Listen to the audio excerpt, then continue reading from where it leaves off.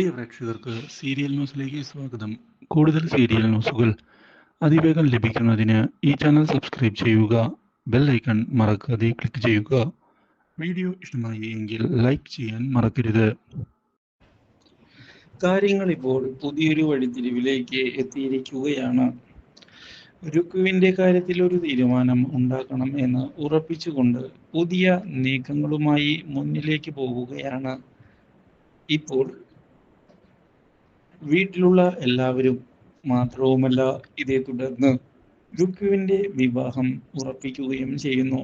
പക്ഷേ ഇത് അറിയാനിടയാകുന്ന അച്ചു ആകട്ടെ പ്രതികരിക്കുന്നതിന് തയ്യാറായി വീട്ടിലേക്ക് കയറി ചെല്ലുകയും രുക്കുവിനോട് ഇറങ്ങി വരാൻ ആവശ്യപ്പെടുകയും ചെയ്യുന്നു. അപ്രതീക്ഷിതമായ ഈ സംഭവം തിരിച്ചടിയായതിനെ തുടർന്ന് വിജയശങ്കറും കൂട്ടരും ഒന്ന് പകച്ചു പോയിരിക്കുകയാണ്. ഒരിക്കലും അവർ ഇങ്ങനെയൊരു വഴിതിരിവ് പ്രതീക്ഷിച്ചതല്ല. എന്താണ് സംഭവിക്കുന്നത് എന്നറിയാതെ നിൽക്കുന്ന അവർ ഇതേ തുടർന്ന് രുക്കുവിനോട് കാര്യങ്ങൾ ചോദിക്കുന്നു.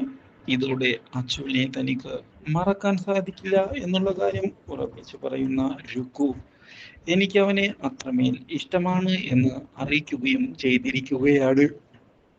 പക്ഷേ രുക്കുവിനെ വീട്ടുകാർ ഇതോടെ വീട്ടുതടങ്കലിൽ ആക്കുകയും അച്ചുവിനെ അടിച്ച് പുറത്താക്കുകയും ചെയ്യുന്നു. ഈ വിവരം ഇതോടെ അറിയാനിടയാവുകയാണ് ഇപ്പോൾ അർച്ചന. അച്ചുവിനെ ചെന്ന് കാണുന്ന അർച്ചന എന്തിനാണ് ഇങ്ങനെ ബഹളം ഉണ്ടാക്കിയത് എന്ന് ചോദിക്കുകയും ചെയ്യുന്നു.